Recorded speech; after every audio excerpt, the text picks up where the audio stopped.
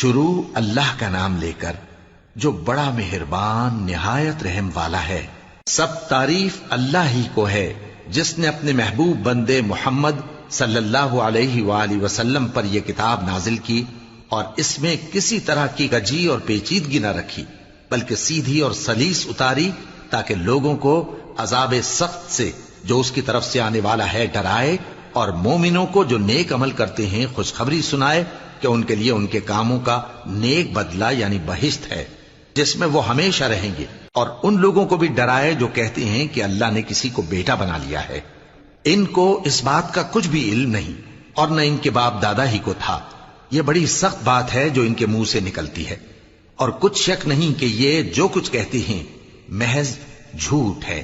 اے پیغمبر، اگر یہ اس کلام پر ایمان نہ لائیں تو شاید تم ان کے پیچھے رنج کر کر کے اپنے تئیں ہلاک کر دو گے۔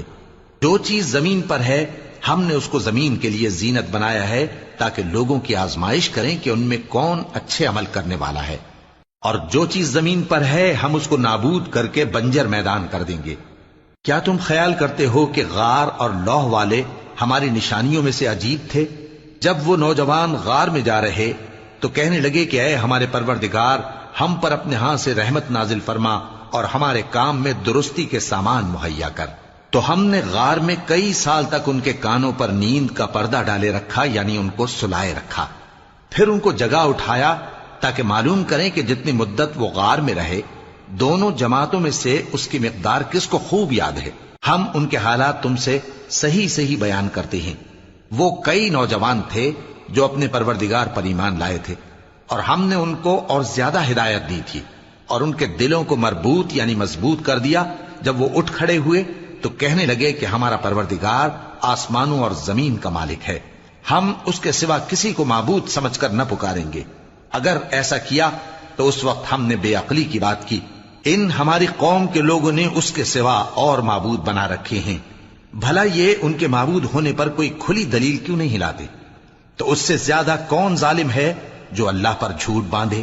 اور جب تم نے ان مشرکوں سے اور جن کی یہ اللہ کے سوا عبادت کرتے ہیں ان سے کنارہ کر لیا ہے تو غار میں چل رہو، تمہارا پروردگار تمہارے لیے اپنی رحمت وسیع کر دے گا اور تمہارے کاموں میں آسانی کے سامان مہیا کرے گا۔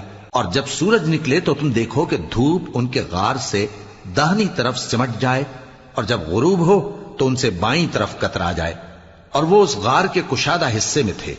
یہ اللہ کی نشانیوں میں سے ہیں، جس کو اللہ ہدایت دے وہ ہدایت یاب ہے، اور جس کو گمراہ رہنے دے تو تم اس کے لیے کوئی دوست راہ بتانے والا نہ پاؤ گے۔ اور تم ان کے متعلق خیال کرو کہ وہ جاگ رہے ہیں حالانکہ وہ سوتے ہیں، اور ہم ان کو دائیں اور بائیں کروٹ بدلاتے تھے، اور ان کا کتا چوکھٹ پر دونوں ہاتھ پھیلائے ہوئے تھا۔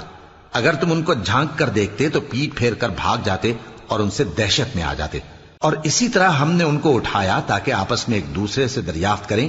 ایک کہنے والے نے کہا کہ تم یہاں کتنی مدت رہے؟ انہوں نے کہا کہ 1 دن یا اس سے بھی کم۔ انہوں نے کہا کہ جتنی مدت تم رہے ہو تمہارا پروردگار ہی اس کو خوب جانتا ہے، تو اپنے میں سے کسی کو یہ روپیہ دے کر شہر بھیجو، وہ دیکھے کہ نفیس کھانا کون سا ہے تو اس میں سے کھانا لے آئے، اور احتیاط سے آئے جائے اور تمہارا حال کسی کو نہ بتائے۔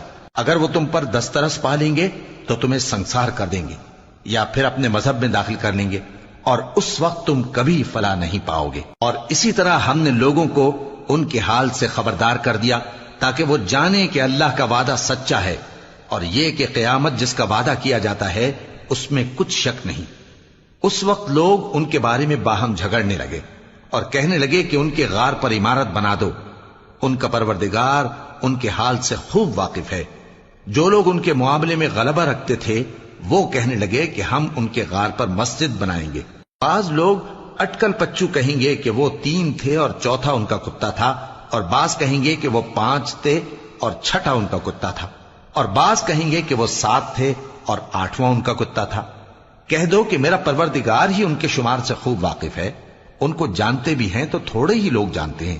تو تم ان کے معاملے میں بحث نہ کرنا مگر سرسری سی بحث، اور نہ ان کے بارے میں ان میں سے کسی سے کچھ دریافت ہی کرنا، اور کسی کام کی نسبت نہ کہنا کہ میں اسے کل کر دوں گا، مگر انشاءاللہ کہہ کر، یعنی اگر اللہ چاہے تو کر دوں گا۔